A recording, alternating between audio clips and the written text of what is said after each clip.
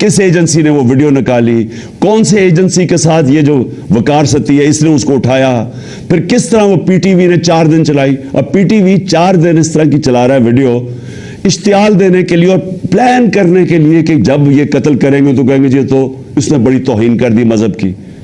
और उसके बाद ये जो नून लीग की ये जो वो दोनों मरियम, दोनों झूठी, और फिर ये जो जावेद लतीफ, इन्होंने जो प्रेस कॉन्फ्रेंस करते हैं, मैं तब से लगा हुआ हूं कहने कि इनका प्लान बना हुआ था कुछ और। इनको कोई दीन से ताल्लुक नहीं है।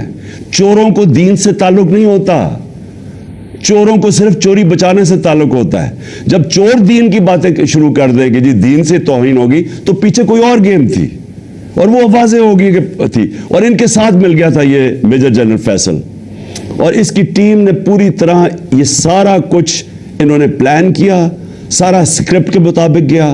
और अल्लाह का करम है, जिंदगी मौत जिसके हाथ में है, वो कहता है कि एक प्लान इंसान बनाता है और एक मैं बनाता हूं, उसने बचा लिया। और मैं चीफ जस्टिस चाहता हूं साहब कि आप इसके ऊपर एक्शन लें। कौम आपकी तरफ देख रही है। यहां शहबाज गिल के ऊपर कस्टोडियल टॉर्चर हुई जब से ये फैसला आया है, और वो शहबाज गिल इसका नाम लेता है, इसके नीचे लोगों ने की, कुछ नहीं हुआ। यहां आजम स्वाति से जो कस्टोडियल टॉर्चर हुई, उसके जो किया, सारी दुनिया में बदनामी हुई पाकिस्तान की, कोई सो मोटो एक्शन नहीं लिया गया। और जब आजम स्वाति की वो जो वीडियो कैसेट निकला है, एक यानी मुल्क सोचता है कि हम इससे नीचे गिर सकते हैं।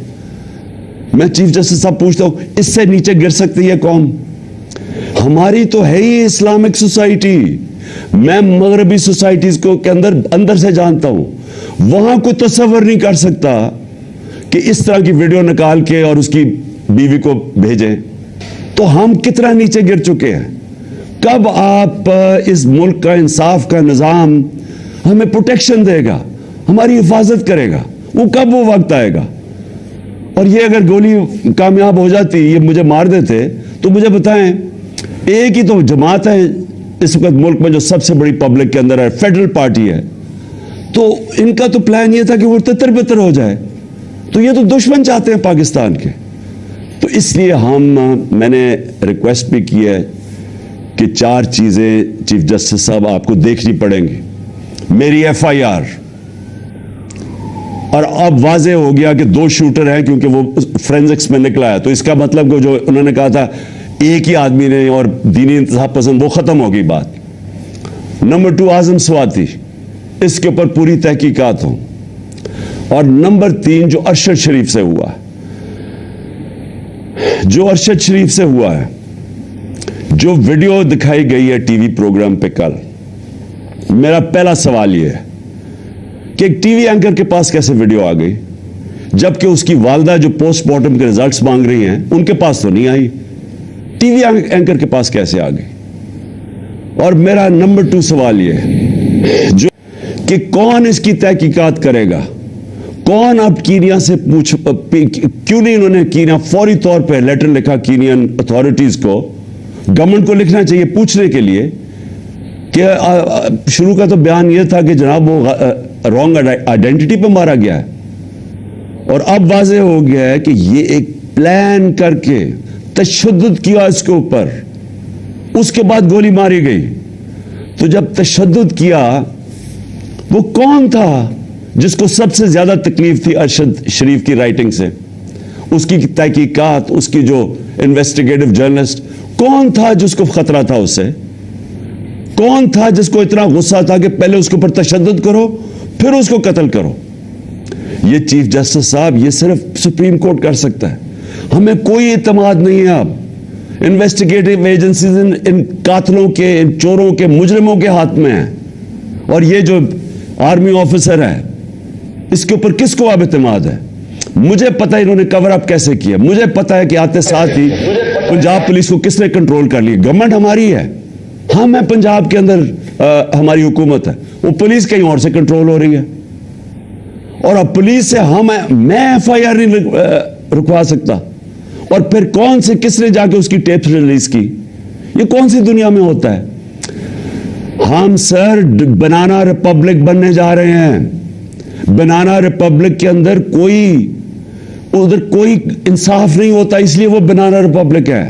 وہاں جنگل کا قانون ہوتا ہے، اور یہ جنگل کا قانون بننے جا رہا ہے. اور اس وقت یہ ملک کو بچانا ہے آپ نے. دیکھیں ملک اس وقت اداروں کے اندر، قوم جو ہے وہ اداروں کے اندر اعتماد کھو بیٹھی ہے. اس کو بحال کرنے کی ضرورت ہے. ملک اداروں کے بغیر نہیں چلتا، ادارے ملک کو چلاتے ہیں. مغرب میں اور ہمارے میں اور ڈیولپڈ ملک اور غریب ملکوں میں فرق ہی یہ ہے کہ ان کے ادارے مضبوط ہیں، کوئی قانون سے اوپر نہیں ہے. یہاں مذاق بنا ہوا ہے کہ جی ایک آپ نے آفیسر کے اوپر ہاتھ رکھ جی ڈی جی آئی ساری فوج کو بدنام کر دیا. یعنی یہ اگر سوچ آ جائے جس معاشرے میں، مجھے بتائیں اس سے زیادہ تو دشمن اداروں کا اور ملک کا ہو ہی نہیں سکتا کہ جی ہمارے ادارے کا نام ہی نہ لیں. میں کہہ رہا ہوں کہ یہ پیچھے تھا فیصل، مجھے پتا اس نے سارا کروایا ہے، مجھے پتا اس نے ماسٹر مائنڈ کیا سب کچھ.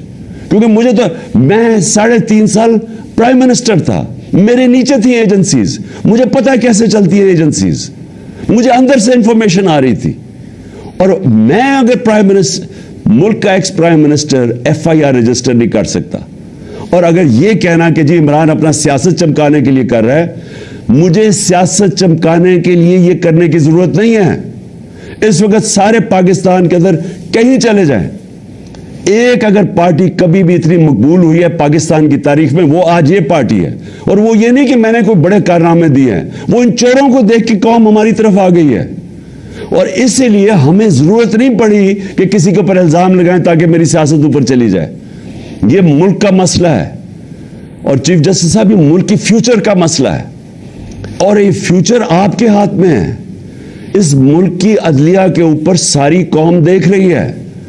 اس وقت لگتا یہ ہے کہ بس یہ جو چاہے گا، یہ فیصل جیسے لوگ جو چاہے گا ان کے سامنے کوئی کھڑا ہی نہیں ہوتا. اور یہ ملک سے دشمنی ہو رہی ہے. ملک تب تکڑے ہوتے ہیں، میں پھر سے آپ کو کہوں، جدھر قانون کی حکمرانی ہوتی ہے. اور میں آخر میں خاص طور پہ پاکستان کی وکلا کمیونٹی کا خاص طور پہ شکریہ ادا کرتا ہوں کہ جس طرح وہ کھڑے ہوئے ہیں. اور مجھے خوشی یہ ہے کہ وکلا یہ سمجھ گئے ہیں کہ اب ان کی ذمہ داری ہے رول آف لا، قانون کی حکمرانی قائم کرنا پاکستان کی وکلا کمیونٹی کی ذمہ داری ہے. اور یہ ایک ڈیفائننگ مومنٹ ہے پاکستان میں.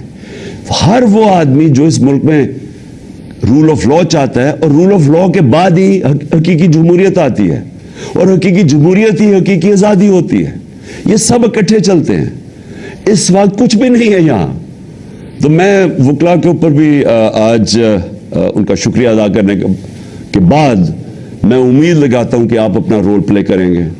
اور میں اپنے سارے جو آج لوگ آئے ہیں اور جو آج جدھر سے ہماری مارچ شروع ہو رہی ہے، میں آج سب کو پیغام دینا چاہتا ہوں کہ دیکھیں یہ عمران خان کے لیے نہیں ہو رہا سب کچھ، یہ آپ سب کے لیے ہو رہا ہے. یہ اس ملک کے مستقبل کی جنگ ہے، یہ اس قوم نے جیتنی ہے. آزادی قومیں اپنی آزادی کی جنگ جیتتی ہیں. عمران خان تو میں تو کوشش ہی کر سکتا ہوں، لیکن آپ سب نے اس میں شرکت کرنی ہے، کیونکہ مستقبل آپ کا ہے اور آپ کے بچوں کا ہے. اور جب تک کہ ایک قوم اپنی آزادی چھینتی نہیں ہے، آزادی کوئی پلیٹ میں نہیں دیتا، تو اس کے لیے جدوجہد کی ضرورت ہے. میں تیار ہوں، جب تک میں زندہ ہوں میں اس کی پوری جدوجہد کروں گا. جب تک میں زندہ ہوں میں کبھی پیچھے نہیں ہٹوں گا. اور میں انشاءاللہ پنڈی پہنچوں گا، اور جب یہ قافلہ انشاءاللہ پنڈی پہنچے گا میں ان کو وہاں ریسیو کروں گا، اور میں سارے پاکستان سے اپنے لوگوں کو انوائٹ کروں گا، سب کو کہوں گا آئیں. کیونکہ یہ اس وقت جو اس ملک کی حقیقی آزادی میں شرکت نہیں کرتا، وہ یاد رکھیں کہ وہ اللہ نے ہمارے دین کے اندر یہ ہمیں حکم دیا ہے کہ ظلم اور نا انصافی کے آپ مقابلہ کرو، جس کو کہتے ہیں جہاد. یہ اللہ کا ہوتا ہے. آزادی کے لیے کھڑے ہونا یہ اللہ کا حکم ہے ہمیں. اور امر بالمعروف کہ آپ اچھائی کے ساتھ کھڑے ہوں. یہ جو چور سارے اکٹھے ہو گئے اور اوپر بیٹھ گئے ہیں، قومیں چوروں کے خلاف اور کرپشن کے خلاف لڑتی ہیں. کوئی ایک آدمی نہیں کچھ ٹھیک کر سکتا. تو میں ساری قوم کو آج دعوت دیتا ہوں کہ ہمارے ساتھ اس مارچ میں شرکت کریں, اور انشاءاللہ جب میں پنڈی, جس دن میں آپ کو دعوت دوں گا, آپ نے سب نے پنڈی آنا ہے اس ملک کی حقیقی آزادی کے لیے. شکریہ. پاکستان زندہ باد.